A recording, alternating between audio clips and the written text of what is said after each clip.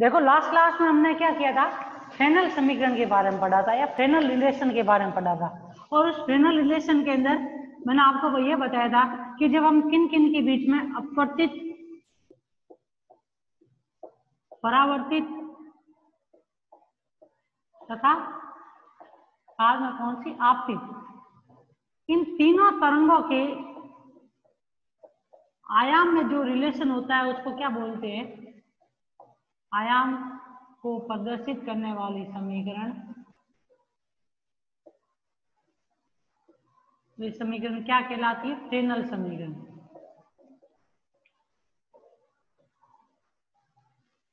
मतलब किस किस कौन सी तरंगों के आयाम का अनुपात होगा, एक तो अपवर्तित अपॉन आपतित तरंग, दूसरी कौन सी होगी, परावर्तित अपॉन आपतित तरंग। और ये जो अपवर्तित और आपतित तरंग का जो रेशियो होता है वो किसको प्रदर्शित करता है, अपवर्तन या फिर पारगमन गुणांक को, जिसको हम T से प्रदर्शित करेंगे। और ये जो है ये किसको प्रदर्शित करेगा, परावर्तन गुणांक, जिसको हम किससे प्रदर्शित करेंगे, R से प्रदर्शित करेंगे। देखो यहाँ पे दो कंडीशन आएगी। देखो जब आप सॉल्व करोगे, हमने दो कंडीशन बताई थी। एक मैंने क्या बताया था आपको, जब इलेक्ट्रिक फील्ड क्या हो, तल के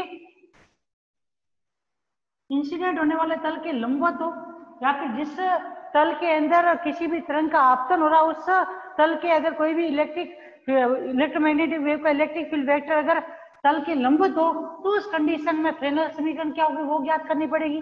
और दूसरी कौन सी बड़ी थी, जिसमें ई वेक्टर क्या हो, तल के समांतर हो। तो इन दोनों ही कंडीशन हमें क्या करनी पड़ेगी, फ्रेनेल समीकरण निकालनी पड़ेगी। थोड़ा सा लंबा टॉपिक है, लंबा डेरिवेशन है, कोशिश करेंगे कि दोनों में से क्या है, एक प्रकार का गुणांक तो निकल ही जाए। ठीक है ना, समझना किस तरीके से निकालेंगे, क्योंकि अगर एक बार में समझ में आ गया तो सरलता से हो जाएगा। ठीक है ना, तो आपको ये ध्यान रखना है इन दोनों कंडीशन में हमें क्या करना पड़ेगा, एक तो तल के समांतर और एक तल के लंबवत। इन दोनों कंडीशन में आपको फ्रेनेल समीकरण ज्ञात करनी है, या फिर आप ये कह सकते हो परावर्तन गुणांक और अपवर्तन गुणांक ज्ञात करना है। तो आप ध्यान रखना कि आप देखोगे तो जब हम फर्स्ट कंडीशन करेंगे तो उसमें मैं क्या लिखूंगा, T परपेंडिकुलर ऐसे लिखूंगा, और इसके लिए क्या लिखूंगा, R परपेंडिकुलर। और दूसरे वाले के लिए क्या लिखेंगे, R पैरेलल और T पैरेलल। इनका मतलब ये होगा कि जब भी किसी भी विद्युत चुम्बकीय तरंग को हम क्या करते हैं, किसी माध्यम के ऊपर इंसिडेंट करते हैं, माध्यम की परिसीमा पे आपतित करते हैं, उस कंडीशन में अगर इलेक्ट्रिक फील्ड क्या है, उस तल के लंबवत है, तो उस कंडीशन में उसका परावर्तन गुणांक और आपतन गुणांक जो होता है वो इस प्रकार से प्रदर्शित किया जाएगा। और उस दूसरी वाली कंडीशन के लिए समांतर है तो उस कंडीशन में इस प्रकार से प्रदर्शित किया जाएगा।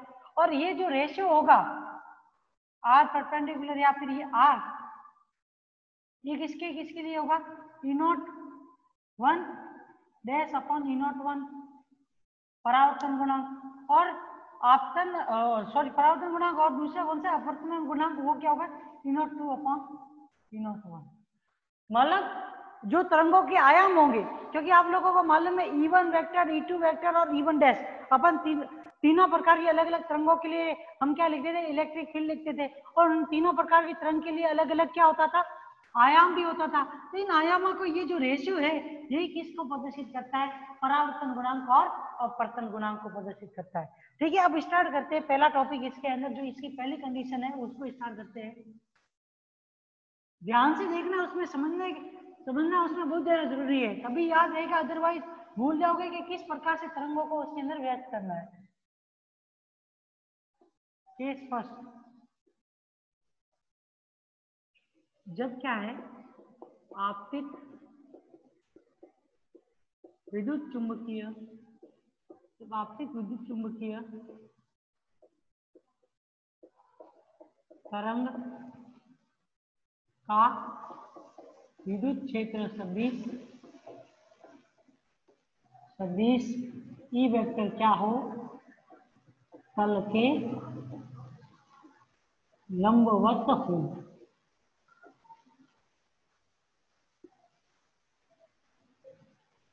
ठीक है, अब देखो किस प्रकार से लंबवत होगा। जैसे कि मान लो कि हम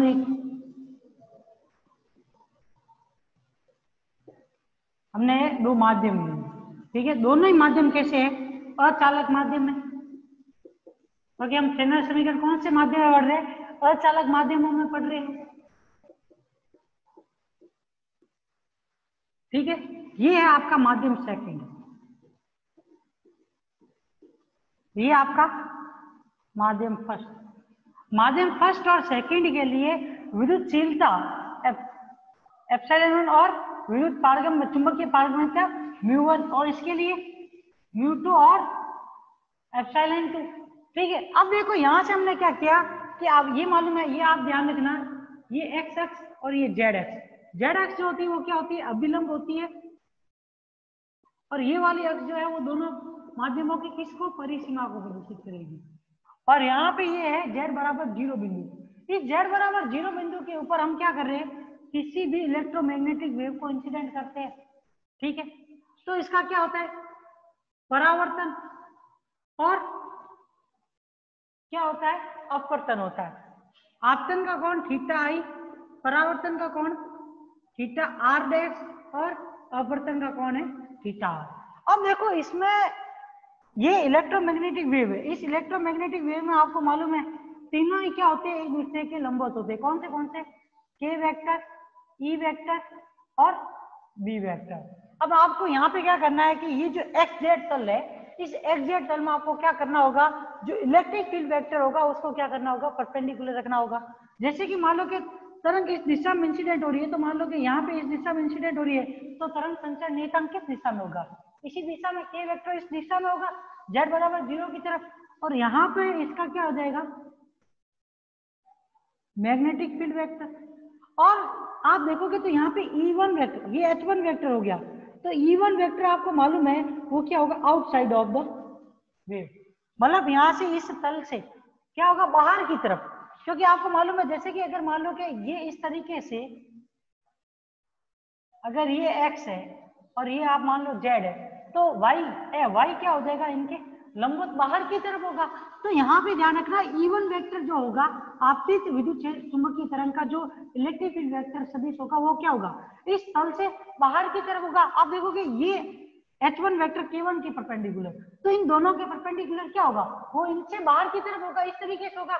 आप देखते हो कि अगर ये दोनों एक दूसरे के अपन देख रहे हैं, इस तरीके से हम इनको प्रदर्शित कर रहे हैं एच वेक्टर और के वेक्टर को, तो यहाँ पे आप देखोगे तो ये वेक्टर क्या होगा? इस तल से बाहर की तरफ होगा या नहीं होगा? वो इससे बाहर की तरफ होगा। अब देखिए जब यहाँ से ये तरंग परावर्तित हो रही है, तो यहाँ पे इसके अंदर क्या होगा? ये K1 डैश वेक्टर यहाँ इधर की तरफ आ जाएगा, और H1 डैश वेक्टर यहाँ की तरफ आ जाएगा।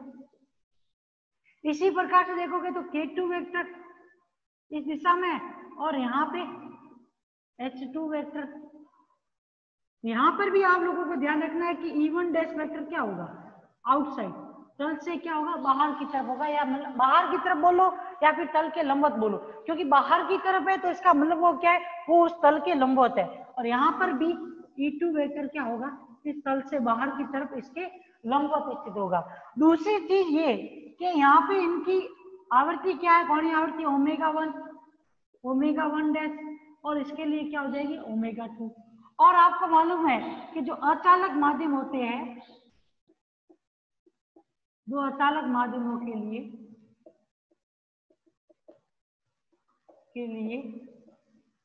तीनों तरंगों की कोणीय आवृत्ति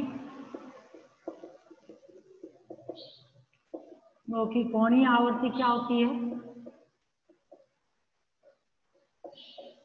आवृत्ति समान होती है। मतलब ओमेगा 1 बराबर ओमेगा 2 बराबर ओमेगा 1 डैश बराबर क्या होगा? ओमेगा। ये आप लोगों को इसके अंदर ध्यान रखना है, ठीक है ना। तो इस तरीके से क्या होगा? कोई भी इलेक्ट्रिक फील्ड वेक्टर किस प्रकार से लंबवत हो सकता है, वो इस तरीके से इसके अंदर लंबवत हम प्रदर्शित कर सकते हैं उसके अंदर, जिसमें आप देखोगे H1 और K1 को हम प्रदर्शित कर रहे हैं इस तल के अंदर, परंतु इस तल के बाहर लंबवत की तरफ कौन सा है? E1 वेक्टर है। तो इस प्रकार से इन तरंगों का क्या होता है? आपतन, परावर्तन और क्या होता है? अपवर्तन होता है, ठीक है ना। अब देखो हमने ये डायग्राम बना लिया, यहाँ से मैंने आपको ये बता दिया कि किस प्रकार से वेव क्या है, वो एक दूसरे के लंबवत है, वो भी मैंने बता दी। अब आप लोगों को मालूम हो तो हमने पहले भी पढ़ा था कि जो यहाँ पे आपतित तरंग आपतित, परावर्तित तथा अपवर्तित तरंग जो है के लिए विद्युत व चुंबकीय क्षेत्र सदिश की समीकरण क्या होगी? वापिस उन्हीं समीकरणों को लिखना पड़ेगा। तो आपतित तरंग के लिए सबसे पहले, ठीक है, वो क्या हो जाएगा? E1 वेक्टर किसके बराबर आ जाएगा? E01 vector exponential iota K1 vector dot R vector minus के ओमेगा टी। अब यहाँ पे मैंने ओमेगा 1 इसलिए नहीं लिखा है क्योंकि मैंने पहले ही बता दिया कि हमने जब दो अचालक माध्यमों की परिसीमा पे किसी तरंग के लिए हमने परावर्तन और अपवर्तन के नियम पढ़े थे, उसमें मैंने पहले ही बताया था कि तीनों ही तरंगों के लिए कोणीय आवर्ती समान होती है, इसलिए यहाँ पे सीधा क्या लिख दिया? ओमेगा टी लिख दिया। इसी प्रकार से H1 वेक्टर बराबर क्या हो जाएगा? K1 vector cross E1 vector upon μ1 omega. ये क्या हो जाएगी? दोनों ही आपके इक्वेशन नंबर 1 हो जाएगी। डायग्राम मिटा दो भले ही, बाद में जब इसका यूज होगा तब मैं वापस बना दूंगा, लेकिन अभी मिटा रहा हूं।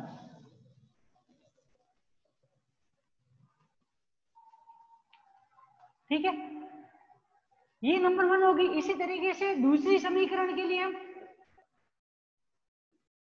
कौन सी के लिए? परावर्तित के लिए इन समीकरणों को लिखे तो वो क्या हो जाएगा? E1 डैश वेक्टर बराबर क्या हो जाएगा? E01 dash vector exponential iota K1 dash vector dot R vector minus के ओमेगा टी। और H1 वेक्टर किसके बराबर आ जाएगा? H1 डैश वेक्टर बराबर K1 dash vector cross E1 dash vector upon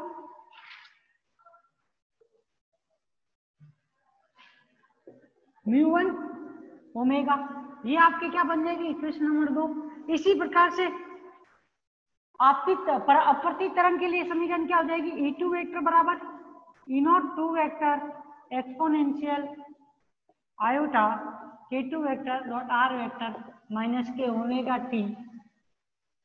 और H2 वेक्टर बराबर क्या हो जाएगा? H02 vector K2 vector cross E2 vector upon omega μ2। ये क्या होगी? आपके समीकरण नंबर 3 होगी। अब आप लोगों को मालूम है, जो हमने परिसीमाएं पढ़ी थी, इलेक्ट्रोमैग्नेटिक वेव की परिसीमा पढ़ी थी, उसमें हमने क्या पढ़ा था कि जो इलेक्ट्रिक फील्ड वेक्टर E होता है और दूसरा कौन सा? Magnetic field vector H। इन दोनों के स्पर्शीय घटक जो होते हैं वो क्या होते हैं? घटक दो माध्यमों की परिसीमा और क्या रहते हैं? सतत रहते हैं। तो यहाँ पे देखो हम क्या देख सकते हैं, क्योंकि परिसीमा पर क्या है? परिसीमा पर ई वेक्टर के स्पर्शीय, या फिर दूसरा हम क्या कह सकते हैं, समांतर घटक क्या रहते हैं? सतत होते हैं। तो उस कंडीशन में हम क्या लिख सकते हैं? E1 dash vector E1 vector plus E1 dash vector, दोनों ही क्या है? एक ही तल के अंदर है। कौन से वाले? एक ही माध्यम के अंदर है, फर्स्ट मीडियम के अंदर। और दोनों ही क्या कर रहे हैं? माध्यम को स्पर्श कर रहे हैं, तो दोनों ही क्या जुड़ जाएंगे? पहले वाले घटक के लिए दोनों का ही मान क्या हो जाएगा? दोनों को एडिशन करेंगे तब हमें क्या मिलेगा? रिजल्टेंट के रूप में इलेक्ट्रिक फील्ड वेक्टर का माध्यम फर्स्ट के अंदर क्या मिलेगा? घटक मिलेगा। वो किसके बराबर हो जाएगा? E2 vector. ठीक है, अब देखो यहां से आप क्या करोगे? इक्वेशन नंबर 1, 2, 3 से मान रखोगे। कहां से? 1, 2 व 3 से मान रखने पर क्या प्राप्त होगा? E01 vector.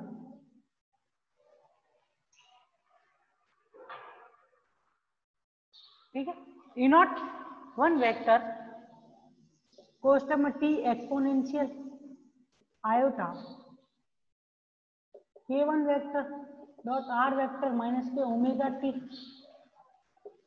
Plus e not 1 dash vector t x, यहाँ पे टी का मतलब टेंजेंशियल स्पर्शीय घटक है, ठीक है ना। क्या आ जाएगा, exponential iota k1 dash vector dot r vector minus के ओमेगा टी बराबर क्या आ जाएगा, e not 2 vector tangential exponential iota k2 vector dot r vector minus के ओमेगा टी। अब देखो ये समीकरण जो हमने लास्ट में लिखी है, कि मैंने लास्ट क्लास में भी आपको मतलब इससे पहले मैंने जब डेरिवेशन किया था तब भी मैंने क्या बताया था, कोई भी विद्युत चुंबकीय तरंग है उसके इलेक्ट्रिक फील्ड वेक्टर का स्पर्शीय घटक कब सतत हो सकता है, जब वो उस इलेक्ट्रिक फील्ड वेक्टर या फिर दो माध्यमों की परिसीमा पे के प्रत्येक बिंदु के ऊपर उसका मान क्या हो, समान हो। या फिर ये कह सकते हो प्रत्येक बिंदु पे अगर इस एक्सपोनेंशियल टर्म का मान भी अगर समान रहता है तो उस कंडीशन में भी क्या हो सकता है, ये इक्वेशन क्या हो सकती है, इक्वल हो सकती है, स्पर्श गति सतत हो, स्पर्श के घटक क्या हो सकते हैं, सतत हो सकते हैं। तो यहाँ से एक चीज हम ये भी कह सकते हैं, यह समीकरण जो हमने लास्ट में निकाली है, परिसीमा पर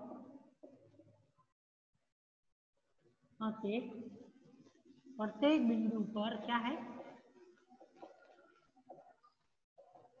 पर वेद या सत्य है, अतः क्या हो जाएगा, इसमें चर घातांक की टर्म्स क्या हो जाएगी, और क्या होंगे, समान होंगे। चर घातांक की टर्म्स समान होंगे तो उस कंडीशन में आप देखोगे जब ये तीनों समान है तो ये सारे के सारे आपस में क्या है, कैंसिल आउट हो जाएंगे। तो यहाँ से इक्वेशन क्या बनेगी, e not 1 vector t plus e not 2 vector t बराबर हम क्या, ई नॉट 1 डैश टी बराबर ई नॉट 2 वेक्टर टी लिख सकते हैं, या फिर ये कह सकते हैं e not 1 plus e not 1 dash बराबर क्या आ जाएगा, ई नॉट 2। इसको समीकरण नंबर क्या लगा दो आपके,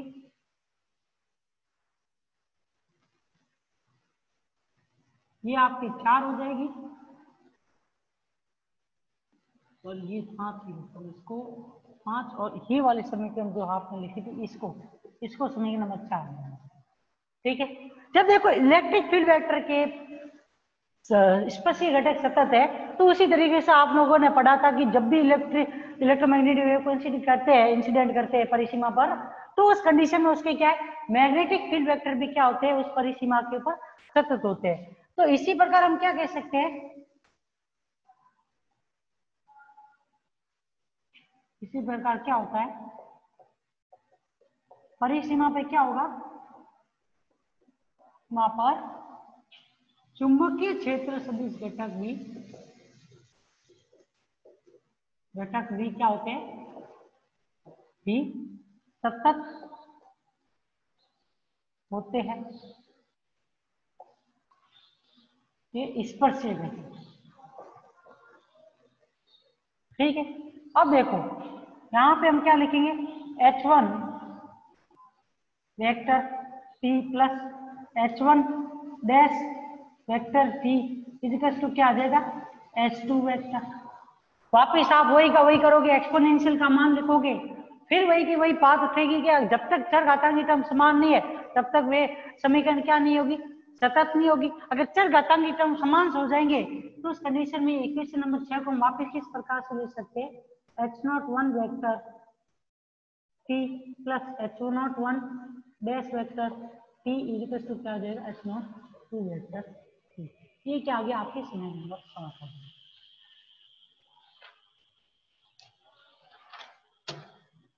अब देखो, अब आपके वापस किसका यूज होगा, डायग्राम का यूज होगा, क्योंकि आपको इलेक्ट्रिक फील्ड वेक्टर और मैग्नेटिक फील्ड वेक्टर, तो इलेक्ट्रिक फील्ड वेक्टर के परावर्तन और अपवर्तन की और साथ में आपतन की स्थिति में जो आप लोगों के इसके अंदर क्या थे, आयाम एम्पलीट्यूड थे, उनका रेशियो निकालना है। तो उनका रेशियो निकालना है तो उस कंडीशन में इस इक्वेशन को भी किसमें परिवर्तित करना पड़ेगा, इस वाली इक्वेशन के अंदर परिवर्तित करना पड़ेगा।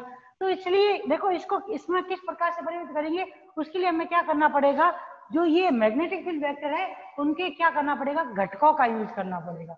घटकों का कैसे, cos थीटा और sin थीटा वाले जो इसके घटक होंगे परिसीमा के ऊपर, या फिर आप बोल सकते हो जो इनकी इंसिडेंट या आपतन वाली जो परिसीमा है उस अक्ष के सापेक्ष आपको क्या करने पड़ेंगे, इनके किसके मैग्नेटिक फील्ड वेक्टर के क्या लेने पड़ेंगे, घटक लेने पड़ेंगे। जैसे कि देखो हमने ये डायग्राम बनाया है,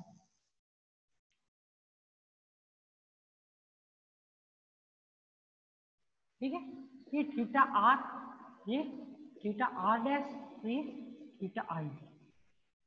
इसमें ये था आपके H1 वेक्टर और इधर क्या था K1 वेक्टर, ठीक है।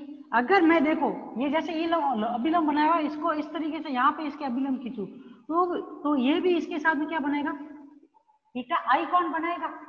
अब देखो जब ये थीटा आई कौन बना रहा है तो इसको हम क्या करें, अगर इसको क्या करें लंबवत, या इसको क्या करें परिसीमा के सापेक्ष, जो हमारी परिसीमा दो माध्यमों की, ये सेकंड माध्यम और ये फर्स्ट माध्यम, इस परिसीमा के आधार के ऊपर हम क्या करें, इस परिमा या फिर एक्स अक्ष के सापेक्ष हम क्या करें, इसको घटकों के रूप में विभाजित करेंगे। तो आप देखोगे इसका एक घटक क्या मिलेगा, इधर की तरफ माइनस की दिशा में H01 cos थीटा आई मिल गया, और यहाँ पे क्या मिल जाएगा माइनस के H01 sin थीटा आई मिल गया।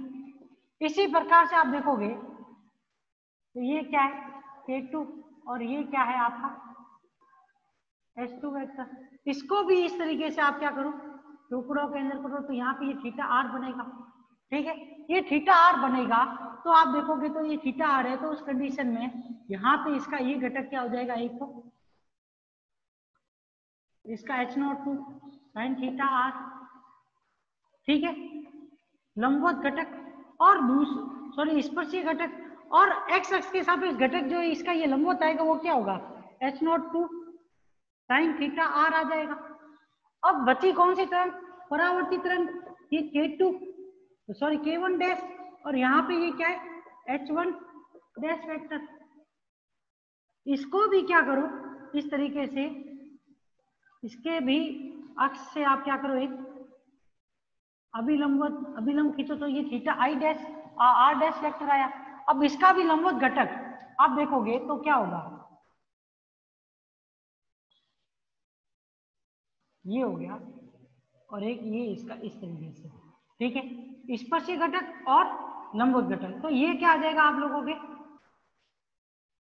ठीक, H01 dash sine theta are dash आ जाएगा एक को, और इधर क्या आ जाएगा ये स्पर्शीय घटक के रूप में एक्स एक्स के अंदर H01 डैश cos थीटा, ठीक है। अब देखो एक्स अक्ष के अनुदिश घटक देखो आप, नहीं वापस बनाने की जरूरत नहीं है, मैं बस आपको समझा रहा हूं कि हम अब अगर इसके एक्स अक्ष के अनुदिश जो इसके परिसीमा के ऊपर एक्स है उसके अनुदिश जब इस टर्म को घटकों के रूप में परिवर्तित करेंगे तो वो घटकों के रूप में कैसे लेंगे वो देखिए, वापिस बता देता हूं। ये डायग्राम समझ में नहीं आया, नहीं आया वापिस बता दो, थोड़ा बड़ा बना के बताते हैं। डायग्राम बता रहा हूं और घटकों के रूप में लिख दूंगा, क्योंकि घटकों के रूप में लिखने के बाद के आगे का सॉल्यूशन वो हम नेक्स्ट क्लास में करेंगे, लेकिन यहां तक मैं घटकों तक कैसे घटकों में इसको डिवाइड करें वहां तक बता दूंगा। तो ये इक्वेशन एक इंपोर्टेंट है, तो 7 इक्वेशन को नहीं मिटा रहा हूँ, बाकी वाले बात को मिटा रहा हूं मैं, ठीक है ना। तो अब देखो जैसे बड़ा डायग्राम बना के देखते हैं,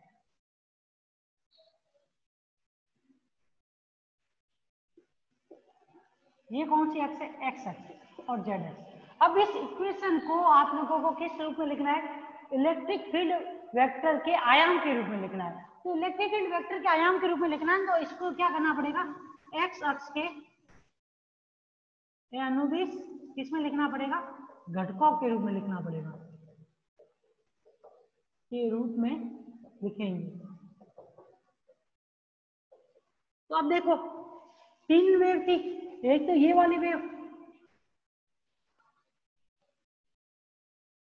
ठीक है, एंगल क्या था थीटा आई, कौन सी आपतित तरंग, दूसरी कौन सी तरंग थी थीटा आर, ये कौन सी है परावर्तित तरंग, लिख नहीं रहा हूं, परावर्तित यहाँ पे लिख देना। और ये कौन सी तरंग थी? थीटा आर, ये है आप लोगों के अपवर्तित तरंग। अब यहाँ पे देखो, वापिस से वही घटक लिख रहा हूँ, ये क्या है? k1 वेक्टर, और यहाँ पे से इस दिशा में क्या था? h1 vector.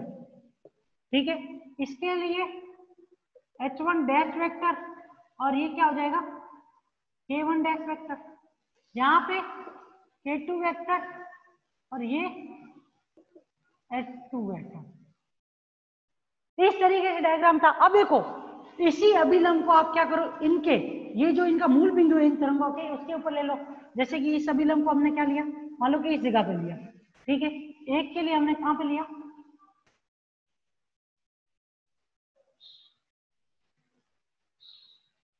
इसके लिए हमने कहां पे लिया? इस जगह पे लिया। और इसके लिए कहां पे आ जाएगा? इस जगह पे आ जाएगा। ठीक है, तीनों जगह हमने अभिलंब लिए। अब ये अभिलंब है ना, उसी के आधार पे, क्योंकि हम लोगों को ये नहीं मालूम है कि अभिलंब के साथ में H2, H1 और H1 डैश ये क्या एंगल बना रहे हैं। अगर एंगल नहीं मालूम होगा तो हम क्या नहीं कर सकते? घटकों के रूप में विभाजित नहीं कर सकते। तो घटकों के रूप में विभाजित करने के लिए इनके ऊपर क्या हमने अभिलंब, इस वाले अभिलंब को लिया है, क्योंकि ये इसके क्या है? समांतर है। अब देखो, ये एंगल है, ये अभिलंब के साथ कितना कोण बना रही है? थीटा आई बना रही है, तो ये भी कितना बनाएगी? थीटा आई बनाएगी। ये कितना बना रही है? थीटा आर, तो ये कितना बनाएगा? थीटा आर बनाएगा। और ये कितना बनाएगा? थीटा आर डैश बनाएगा। अब हमें क्या करना है? एक्स परिसीमा के अनुसार इस घटकों के रूप में विभाजित करना है। तो इसका लंबवत घटक, और एक तो इसका लंबवत घटक होगा, और एक इसका क्या होगा? स्पर्शी घटक होगा। तो देखिए, स्पर्शी घटक में क्या है? ये H01 क्या आ जाएगा? cos थीटा आई आ गया। सॉरी, ये तो इसका,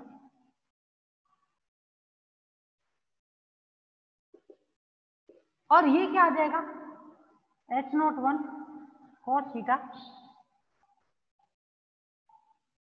आई डैश आई, परंतु ये डायरेक्शन कौन सी में है? माइनस वाली डायरेक्शन के अंदर। ठीक है, इसी प्रकार से इसके लिए आप लिखोगे, तो इसके लिए क्या हो जाएगा? H01 dash sine theta are dash, और यहाँ पे इस दिशा में क्या हो जाएगा? H01 dash cos theta are dash. इसके लिए इस डायरेक्शन में H02 sine theta I, sorry R, और इस डायरेक्शन में क्या हो जाएगा? H02 cos theta R. ये माइनस का, क्योंकि ये माइनस एक्स डायरेक्शन में, ये ऊपर वाले घटक सारे प्लस में, जो एक्स की माइनस डायरेक्शन में, उनके आगे कौन सा साइन हो जाएगा? माइनस का साइन हो जाएगा। तो इस प्रकार से हमने इसको क्या किया? घटकों में विभाजित किया। अब हमें लेने कौन से घटक है? सारे के सारे एक्स अक्ष के अनुदिश घटक लेने हैं। तो एक्स अक्ष के अनुदिश घटक लेने हैं, तो इक्वेशन नंबर 7 को हमें क्या लिखना पड़ेगा? इक्वेशन नंबर 7 को हम क्या लिखे? स्पर्शीय घटकों के रूप में लिखने पर, रूप में लिखने पर। ये समझ में आया या नहीं आया? फटाफट बताओ, आ गया? देखो, अब यहाँ पे देखो, कौन सा H01 के लिए कौन सा स्पर्शी घटक है? माइनस के H01 cos थीटा आई, प्लस H01 के लिए कौन सा है? आप देखोगे तो ये क्या है? 1 dash cos theta S R. Sorry, cos theta नहीं होगा ये वाला, ये cos तो ये वाला होगा, cos थीटा आर डैश। ये क्या हो जाएगा आपके? साइन थीटा आर हो जाएगा। तो यहाँ पे क्या आएगा? साइन थीटा आर डैश, और ये क्या आ जाएगा इधर?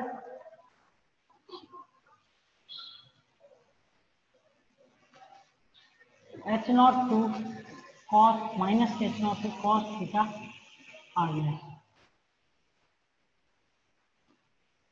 ठीक है, ये आपके क्या होगी? इक्वेशन इसकी